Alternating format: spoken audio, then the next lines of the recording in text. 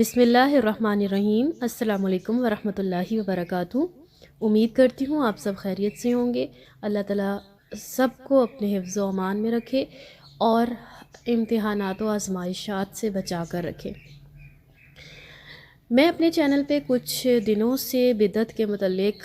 Videos upload کر رہی ہوں، لیکچرز، جس میں بہت چھوٹے چھوٹے لیکچرز ہیں، اور وہ دراصل ہمیں یاد دہانی کے لیے ہیں،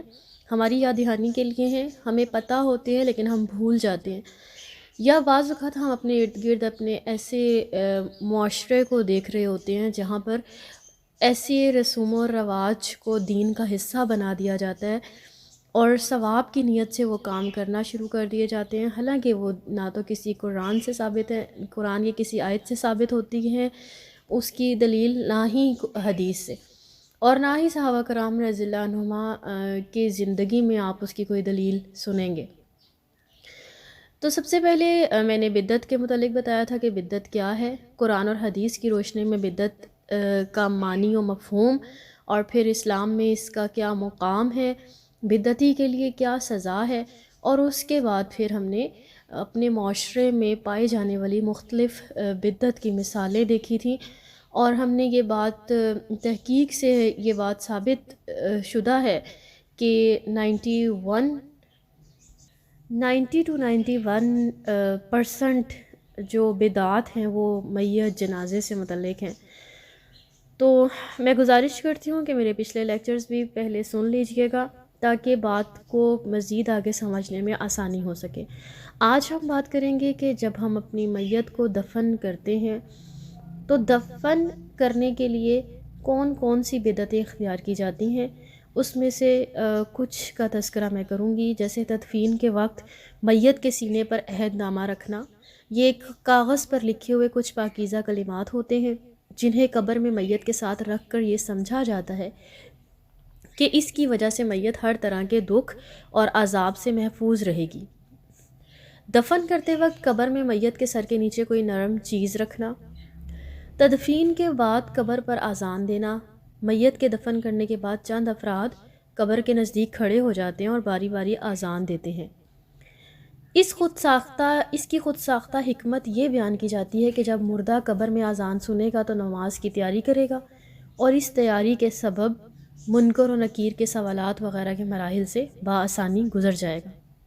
چاہے اس نے دنیا میں کوئی نماز نہ پڑھی ہو۔ اور یہ بدعت اختیار کر کے سمجھا جاتا ہے کہ اس کی قبر کے سارے مراحل آسانی سے طے ہو جائیں گے۔ اس کے بعد ہے قبر کی بدعت،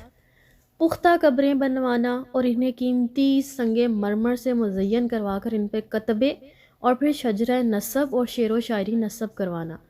یہ آج کل کا رواج بن چکا ہے، اور ایک ہماری سوسائٹی میں ایک سسٹم اس طرح کا بنا ہے، یا آپ یہ کہہ لیں کہ ٹرینڈ چل چکا ہے کہ اپنے جانے والے سے محبت ہے اگر تو اس کی قبر کو پختہ سے پختہ ترین کروایا جائے، بہترین سے بہترین سنگ مرمر استعمال کیا جائے، اور پھر اس کے کتبے سے پتہ چلنا چاہیے کہ یہ کس خاندان سے بلونگ کرتا ہے۔ پھر اس کے بعد قبر کے پاس روشنی کا بندوبست کرنا، چراغاں، موم بتیاں جلانا، قبر کے قریب کسی آدمی کو اجرت پر بہت دنوں تک قرآن پاک کی تلاوت کے لیے بٹھا دینا۔ کسی شخص کو اجرت دے کر قرآن پاک کی تلاوت کے لیے قبر کے گرد بٹھا دینا، یعنی خود بھی نہیں، کسی کو۔ اور پھر دیکھیں کہ وہ شخص اگر قرآن پاک پڑھ رہا ہے تو اس کے ایک ایک حرف کا ثواب اس کو خود مل رہا ہے۔ ثواب اور مغفرت کی غرض سے قبروں پر قرآنی آیات والی چادریں بچھانا، مرنے والے کے ساتھ اپنی محبت و عقیدت کے طور پر قبر پر پھول پتیاں بکھیرنا، اور اس تعلق کے اظہار کے لیے قبر کو بوسے دینا اور ماتھا، رخسار یا جسم کو قبر سے لگانا، قبروں کی طرف منہ کر کے دعائیں مانگنا، قبروں پر نماز پڑھنا یا کوئی اور عبادت کرنا، اپنی حاجتیں پوری کروانے کے لیے درخواستیں لکھ کر مزاروں پر ڈال دینا، مسجدوں کو قبروں کو مزار بنا دینا، قبروں اور مزاروں پر کھانے کے چڑھاوے چڑھانا، قبر پر روپے پیسے ڈال آنا۔ پھر اس کے علاوہ مخصوص دنوں میں زیارت قبور ضرور کرنا، مخصوص دنوں کو مقرر کر لینا کہ ہم نے ان دنوں میں زیارت قبور لازمی کرنی ہے۔ قبر پر اگر بتیاں وغیرہ جلانا یا خوشبو ملنا زیارت قبور کے بعد الٹے پاؤں واپس آنا۔ تو یہ تو تھیں دفن اور قبر سے متعلق بدعات۔ اس کے بعد آپ دیکھیں اور بھی بہت سی بدعات ہیں۔ ایصال ثواب کے بے شمار غیر مسنون طریقے ہمارے معاشرے میں رائج پا چکے ہیں، اور وہ ان تمام جو خاص ایام مقرر کر لیے ہیں، خاص موقع مقرر کر لیے ہیں کہ ان دنوں میں میت کے لیے بیٹھ کے رونا ہے اور اس کے لیے خاص طور پہ پڑھنا پڑھانا ہے، اور یہ کھلم کھلا یہ کام ہو رہا ہے۔ اور پھر دیکھیں کہ ہماری میت کے جو گھر والے ہیں، بعض تو وہ خود بدعتی کام کر رہے ہیں، بعض جو آنے والے ہوتے ہیں، ان جو نام نہاد خیر خواہ ہوتے ہیں، ان کے مشوروں سے اس طرح کی بدعات رائج پا جاتی ہیں۔ اور پھر یہ بعض اوقات میت بھی اپنی زندگی میں کوئی غیر مسنون رسومات کرنے کے متعلق وصیت چھوڑ جاتی ہے۔ تو یہ ساری باتیں ہیں جو ہمیں ہمارے معاشرے کو بدعت اختیار کرنے پر مجبور کر رہی ہیں، اور مجبور بھی